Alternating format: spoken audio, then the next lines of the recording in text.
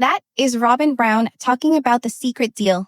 And this is her side of the story as it refers to apparently the enda. And I have heard in the past that Robyn does this kind of stuff, and now this is literally proof. So here's what's happening. A new clip came out from the tell-all. In that clip, Robyn says to Suki that she's getting pushed and threatened by Kody to sell the property, to sign off on the property, whatever. And that during that period of time, she feels like she needs to protect herself, and she threatens to go law on him. We'll get there in a second. Janelle has a different point of view, and clearly Janelle's point of view is that Robyn put a rock in the way of this from happening. And sometimes I just think because all of the women have Kody in the middle of it, I wonder if they just went on an island and they sat together for like 3 months and talked, and Kody couldn't interfere. If they traded stories and found out if what Kody was telling them about the other person was actually true. You know what I mean? And this is not to excuse Robyn in any way. This is simply to say the cause in all of them is Kody, the common denominator. Kody is the common factor. And as much as I don't like Robyn, he is the common factor with her as well. Robyn is 100% cunning. Robyn herself is 100% forceful. And I think Robyn, because she came from a normal monogamous marriage and was outside of the cult for years, she coming back into the family brought a world view and a knowledge of the world that the other women were more ignorant and didn't have. And so I think she knows her legal rights more than some, right? Which is part of the reason why I think she had to become the legal wife, because she wanted to be the legal wife. But for some reason, we're going to review the backdoor deal for like the 3rd time. And again, it's all a dodge. So Suki speaks to Janelle, and Janelle gives her side about how this went down. There was no secret deal. There wasn't. There was no secret deal.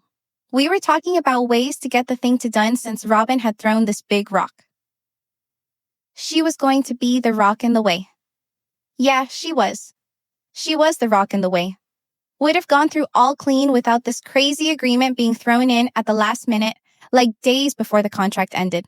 Do you recall that there was a point last year when I'd made a video and I spoke to you guys about how Robyn dragged her feet about signing the deed transfers, and that there was Mary, Janelle, and Kody that all agreed to a split, include that Janelle and Mary would get 25% and 25%, and then Kody and Robyn would have a share of 50% as joint like community property married couple with rights of survivorship, which essentially gave them like majority ownership over any of those parcels that they jointly shared so they could force sales, and that Robyn was the last one to sign off on that split. That married Kody and Janelle all signed off on the split in January, and then Robyn did nothing like for 2 months, and then Robyn finally signed off and agreed to this, and she signed off in like the end of March, and then the sale ends up going through in April for the property. So I don't understand how, from Robyn's point of view, how she would be actually helping Mary by not signing this deal, right? And my only thing I'm thinking if it relates to the money that's owed from her as it relates to the down payment on her house. Like, that's the only thing I can think of, because Robyn had no say in where that money came from. Kody was the one that was on the property with Mary. And so it would have been Kody that changed the money from Mary, like conversion, into Robyn's property, which would be a fraud because Robyn didn't have access to that money. Kody would have had to have done that. So during this process, I don't know what Kody is saying to Robyn, but I'm thinking how Robyn acts. Robyn threatens to divorce him a lot. And so if she's coming to them with a finished document and it's an enda asking Mary to hold her harmless, not like Kody, but hold her harmless and not bring claims against her. Was Kody on the enda? Was it a Kody and Robyn enda? Was it a Robyn enda? That part seems vague. But if Robyn does give them an enda and it's just on her side, is it because she's ready for Kody to get thrown under the bus? Right. So like, don't hold me innocent. Like, hold me innocent, Mary, for what Kody did. Hold me innocent for the stuff that happened with the other house. Hold me safe for that, and then letting Kody take the fall. And Mary refused to sign it, so it never went into place. And Robyn then later agrees to sign off on it. There's just so many things in here that I'm missing. But Janelle, in fairness, like, she sees all of these relationships in a plural dynamic still. And Kody and Robyn at this point have been monogamous for years. And so their marriage is just the two of them. And so their marriage would be the two of them doing things in the best interest of them. And if Kody is threatening Robyn to agree with him, she can use the leverage of divorce. But we'll see.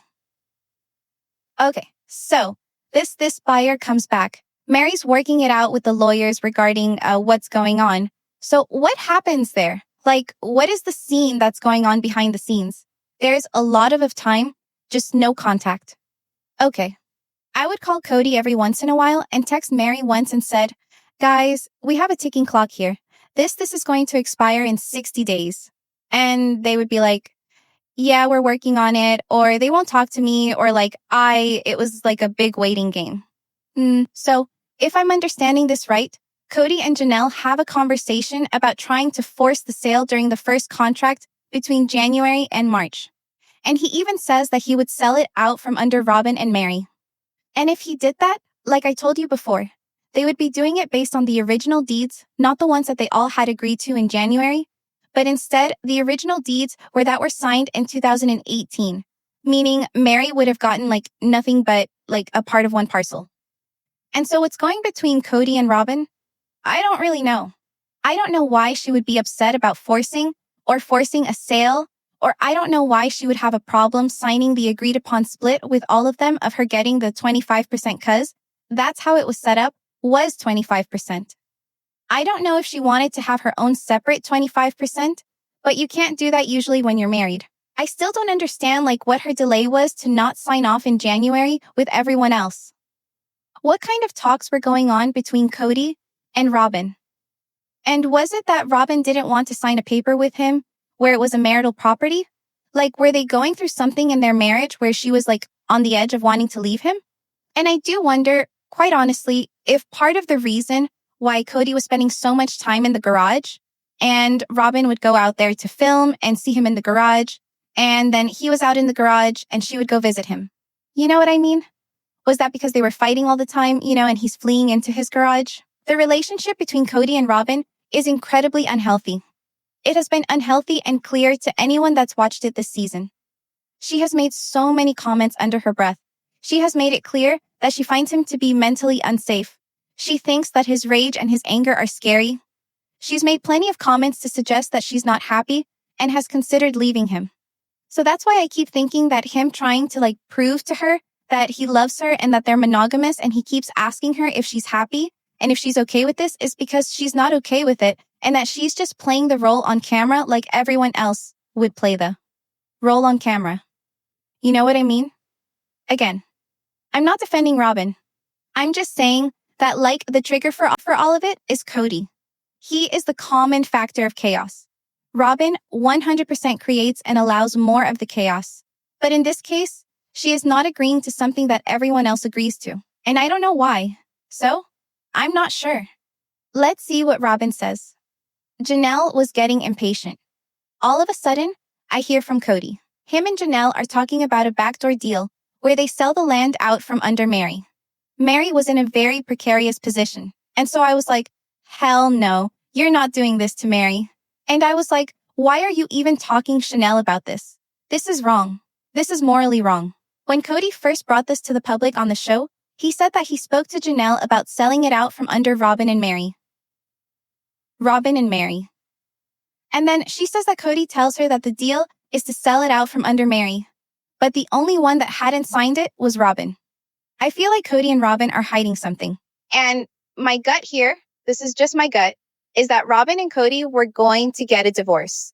That's just what I'm thinking. If you and your wife are not on the same page about a piece of property and about what you're doing and how you're screwing people over or whatever it is, your behavior, your anger, your rage, and how you're acting belligerently and foolishly, and she's now with you all the time, and you're acting like that, and now you're dragging your feet. You've just bought her this big house. I'm thinking that part of that house that he got her was to keep her happy and also to get her stuck into more debt. And now they've just signed another equity line of credit, which I'm sure again is another way for Kody to get Robyn on something officially. And Kody has years of planning that he's done of how to keep Robyn under his thumb. And I'm not on Robyn's side, by the way. I just know how these polygamous guys work. And even though Kody and Robyn are now in a monogamous relationship, Kody is still working off of 30 plus years of his experience figuring out how to influence the women to get the money or whatever it is that he wants, the sex, whatever. And so with Robyn, he has figured out that if he can keep her money, give her money, and make her children taken care of. And he spoils her that she will stay and he will like do whatever he can to like please that to keep her compliant. I know that sounds ridiculous, but that's truly what he's been doing this whole time. He's admitted that this is what he does, that he just lavishes her with gifts because she is a gold digger. And that's basically what he's called her. And so if she's not wanting to sign on to anything with him as being married, and maybe that's the weight here, I don't know. But what's still weird is that like now she's saying that they would do a secret deal without Robyn involved. Like somehow Robyn's not involved in any of this. The only reason a secret deal would have had to have been done is because Robyn wasn't signing and wasn't agreeing. Which again makes me believe that there was some struggle going on here with Kody and Robyn. Like there were talks of divorce, which then would make the whole apology tour and all of these check-ins make so much more sense. And I've never heard Robyn speak like this about Kody ever on a tell. So check this out. He kept pressing me and pressuring me, and I was just like, and then like threatening me a little bit, and I was like, fine. If you want to go down this road, then I will go legal on you too, okay? Because I actually have a share in this property, and I will sit here in the middle of this road, and I will make sure we don't sell this property until we do this fairly. What I'm still not quite sure about is she was the last one to sign off on the split. In order for her to come to an understanding, Robyn had to give up a certain percentage that her name was on to do this. So did Kody.